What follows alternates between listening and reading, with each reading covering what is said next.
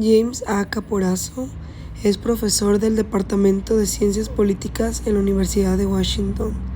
Es un especialista internacional de economía política internacional. En este capítulo, lo que se busca es el enfoque clásico de la economía política. Los economistas clásicos de los siglos XVIII y XIX fueron los primeros en utilizar el término economía política.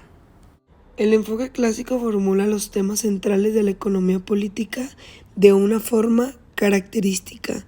Fundamentalmente, los economistas clásicos jugaron un papel muy importante en la introducción y elaboración de dos ideas claves: la de separabilidad de la economía y la de la primacia de lo económico. El término economía política se refiere a un sistema de satisfacción de deseos privados constituidos por agentes privados independientes.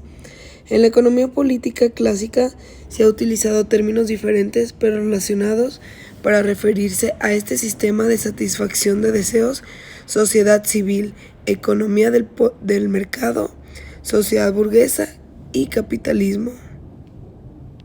El término sociedad civil describe no solo un sistema de satisfacción de los deseos privados no regulado por la familia ni por el Estado, sino un sistema motivado por el interés propio, en el que cada miembro es su propio fin, el resto no es nada para él.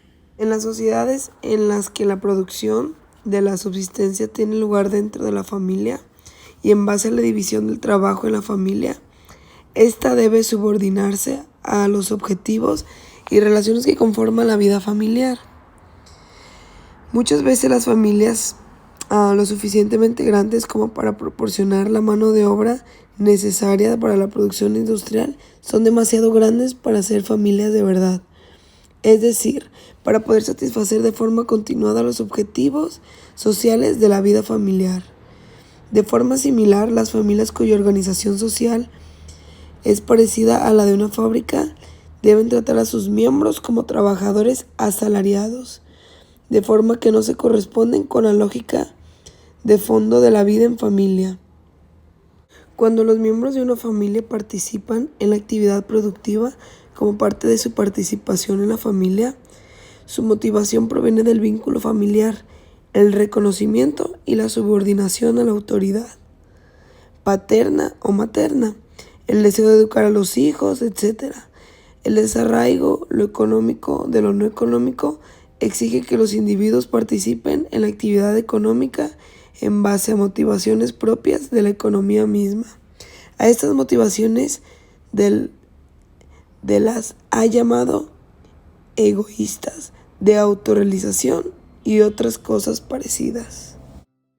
Los economistas clásicos afirman que el mercado solo puede provocar el sufrimiento individual, es decir, que la renta y el bienestar de un vendedor pueden sufrir debido a la falta de demanda de su producto, pero no es así en el caso de la renta y el bienestar del conjunto de vendedores.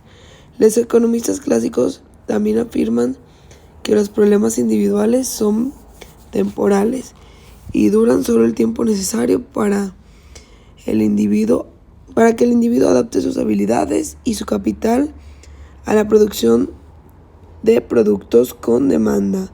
Esto es relacionado a lo que anteriormente les había mencionado, que pasamos al tema de el mercado autorregulado.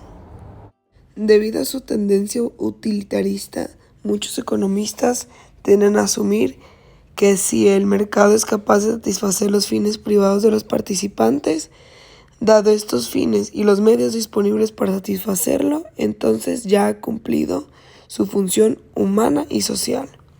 La consecución de los fines privados es lo mismo que la consecución del bien público. El interés privado y el bien público. En esta parte lo resumí en una sección muy simple. Eso nos quiere decir que la clásica formulación de Adam Smith sobre la relación entre el interés privado y el bien público en una economía de mercado dependen en gran parte del argumento de los mercados, si se les deja o si se regulan a sí mismos. También se desarrolló un argumento donde viene como una crítica política de imponer restricciones a la importación desde países extranjeros de productos que pueden ser producidos en el país. La economía política se inscribe en gran medida en el temperamento moderno, que, siguiendo a Smith, duda tanto de la necesidad de que el Estado asuma un papel de liderazgo como de su capacidad de hacerlo.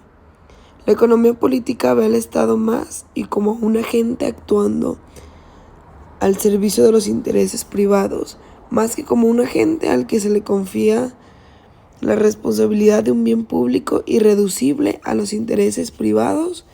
¿Cómo puede el Estado, actuando como agente de los intereses privados, responsabilizarse de la elevación de los individuos hacia un estado superior?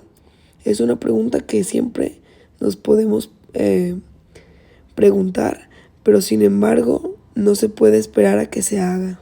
La división del trabajo está muy estrechamente asociada al intercambio.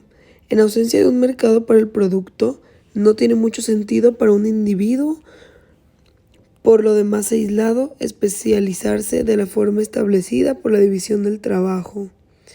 A la vez, la participación en la división del trabajo requiere que el productor individual intercambie para así obtener los elementos de subsistencia que no produce.